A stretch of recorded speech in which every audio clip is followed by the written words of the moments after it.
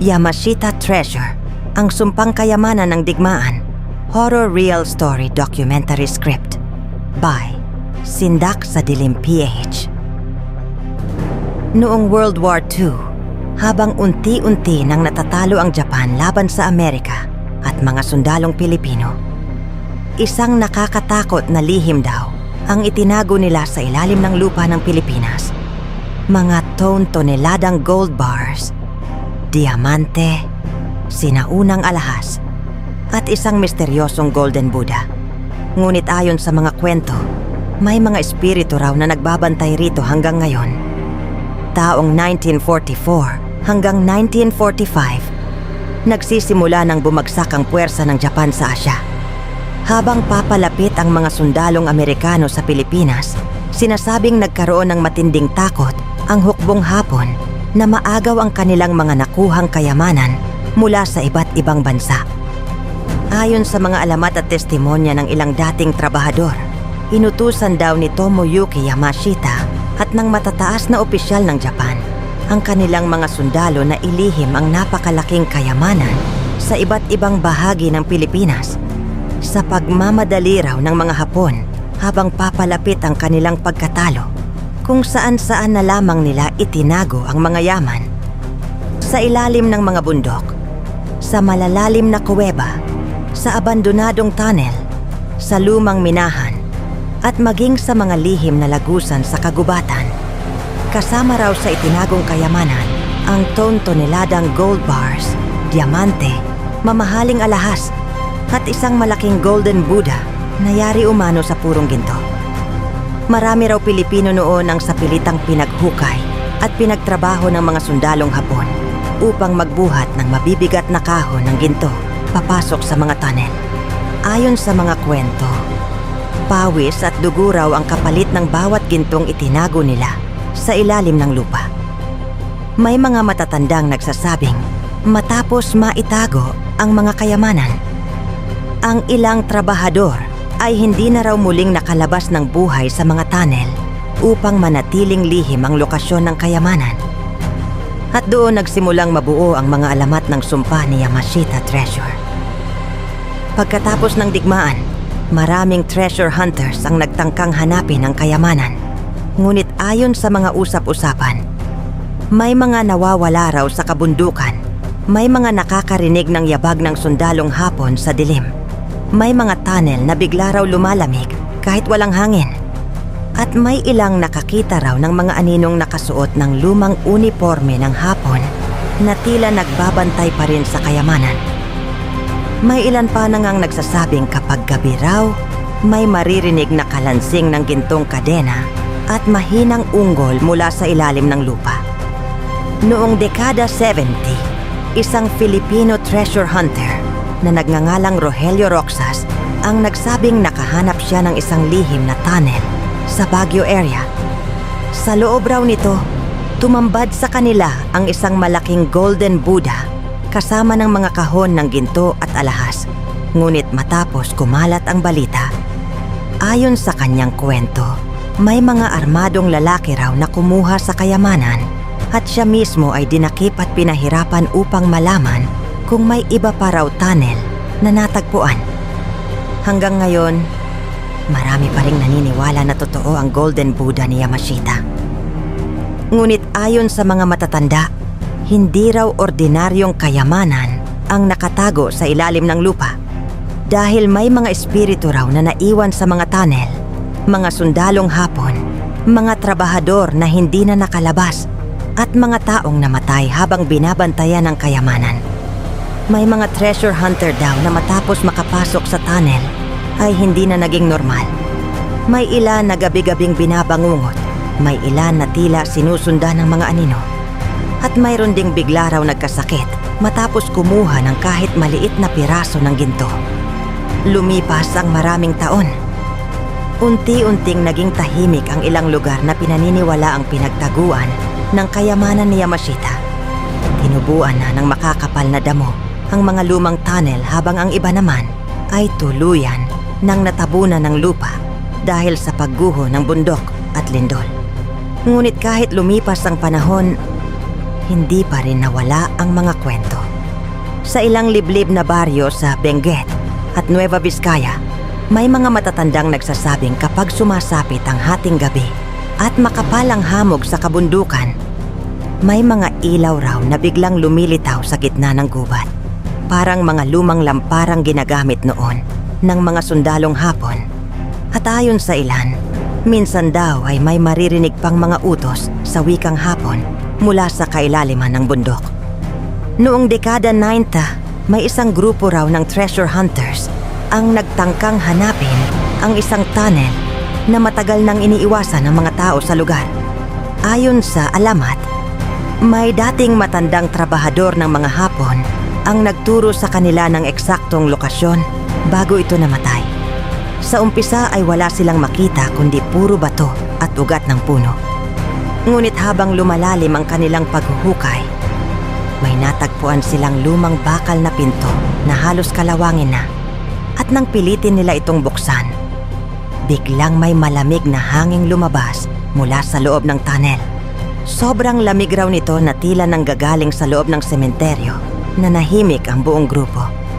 Habang nakatutok ang kanilang flashlight sa madilim na lagusan, may isa raw sa kanila ang nakakita ng isang anino ng sundalong Hapon na nakatayo sa dulo ng tunnel. Hindi ito gumagalaw. Tahimik lamang itong nakatingin sa kanila. Dahil sa takot, gusto nang umatras ng ilan. Ngunit nanaig ang kasakiman. Habang nagpapatuloy sila sa loob ng tunnel, napansin nilang may mga lumang kahon na may Japanese markings at mga kinakalawang na helmet ng sundalo. Pagkatapos, may narinig silang mabibigat na yabag. Isa, dalawa, tatlo. Parang may paparating na grupo ng sundalo mula sa kailaliman ng tunnel. Ngunit nang tutukan nila ng ilaw, wala namang tao.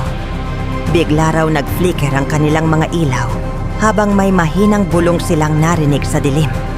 At maya-maya lamang, isa sa kanilang kasama ang sumigaw.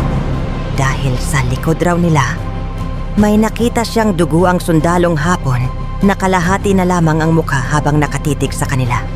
Sa sobrang takot ay nagtakbuhan palabas ng tunnel ang grupo. Ngunit ayon sa kwento, hindi raw lahat ay nakalabas ng buhay. May isa raw na misteryosong nawala sa loob ng tunnel at hindi na muling nakita pa. Habang ang ilan naman ay nagsimulang makaranas ng kakaibang pangyayari matapos nilang maiuwi ang ilang gintong piraso. May biglang nagkasakit, may binabangungot gabi-gabi. At may isa raw na paulit-ulit nakakarinig ng kalansing ng gintong kadena tuwing madaling araw. Kaya hanggang ngayon, marami pa rin ang naniniwalang may sumpa ang kayamanan ni Yamashita. At marahil, hindi lang ginto ang nakabaon sa ilalim ng mga bundok ng Pilipinas, kundi pati mga kaluluwang hindi na kailanman nakalaya. Ilang linggo matapos ang nangyaring iyon, kumalat sa mga baryo ang balita tungkol sa misteryosong pagkawala ng isa sa mga treasure hunters.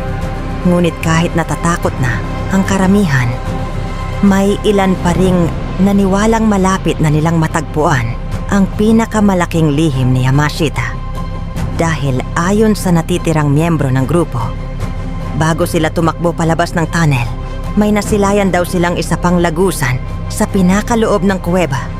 Isang bakal na pintuan na may nakaukit na simbolo ng Imperial Japan. At sa likod nito, may isa raw napakalaking silid. Makalipas ang ilang buwan, bumalik ang grupo dala ang mas malalakas na kagamitan at mas maraming tao. Ngunit sa pagkakataong iyon, hindi na sila nag-ingay. Tahimik silang pumasok sa bundok habang makapalang hamog at malakas ang ulan sa labas. Habang papalapit sila sa bakal na pintuan, napansin nilang may mga bakas ng paa sa putik. Ngunit hindi ito bakas ng paa ng ordinaryong tao dahil ayon sa isa sa kanila, parang mga lumang combat boots ng sundalong Hapon kahit wala namang ibang tao sa bundok. At nang mabuksan nila ang bakal na pintuan, tumambad raw sa kanila ang isang napakalaking silid na puno ng gintong bars. Nakasalansan ito parang mga hollow blocks. May mga kahon ng diamante, mga rebultong ginto, at sa pinakagitna, Nakatayo raw ang isang malaking golden Buddha na halos kasing tangkad ng tao. Tahimik ang buong grupo habang kumikislap ang mga kayamanan sa ilaw ng kanilang flashlight. Ngunit maya-maya lamang, biglang nagsara ng malakas ang bakal na pintuan sa likod nila. Nagpanik ang grupo habang pilit nilang binubuksan ang pintuan, ngunit ayaw na raw itong bumukas at doon nila narinig ang tunog ng mga yabag. Mabibigat, dahan-dahan, palapit ng palapit, mula sa kadiliman ng silid, nang tutukan nila ng ilaw. May mga aninong sundalo raw na nakapaligid sa kanila. Mga sundalong hapon na duguan at wasak ang mga mukha. Tahimik lamang silang nakatingin, habang ang iba naman ay tila nakabantay sa mga gintong nakasalansan sa paligid. Isa sa mga treasure hunter ang sumigaw matapos niyang makita ang isang sundalo na unti-unting lumalapit sa kanya habang hawak ang lumang samurai sword. At sa loob ng tunnel, biglang umugong ang malalim na boses na tila galit na galit, parang may naguutos sa wikang Hapon. Kinabukasan, may ilang residente raw na nakakita ng 3 lalaking sugatan na lumabas mula sa bundok. Takot na takot ang mga mukha nila, habang ang isa naman ay tulala lamang at paulit-ulit sinasabi, hindi nila papayagang kunin ang ginto. Ngunit ayon sa mga tao, hindi na raw nakita muli ang iba pa nilang kasamahan. At ang mas nakakatakot, makalipas lamang ang ilang araw, gumuho raw ang bahagi ng bundok na kanilang pinasukan. Na tila ba may gustong tuluyang ibaon sa ilalim ng lupa ang lihim na kayamanan.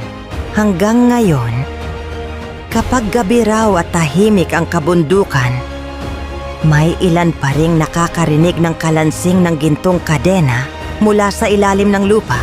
At minsan, may mga ilaw na tila gumagalaw sa gitna ng hamog. Parang may mga sundalo pa ring nagbabantay sa sumpang kayamanan ni Yamashita. Maraming tao na ang lumipas mula nang matapos ang digmaan. Ngunit hanggang ngayon, nananatiling buhay ang alamat tungkol sa nawawalang kayamanan ni Yamashita.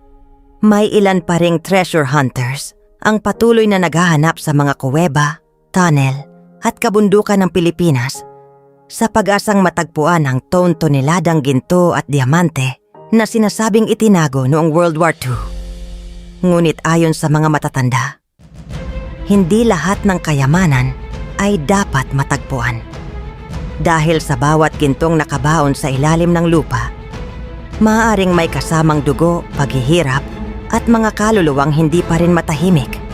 At marahil, hanggang ngayon, sa kailaliman ng mga bundok, may mga sundalong hindi pa rin umaalis sa kanilang pagbabantay. Mga aninong patuloy na naglalakad sa dilim.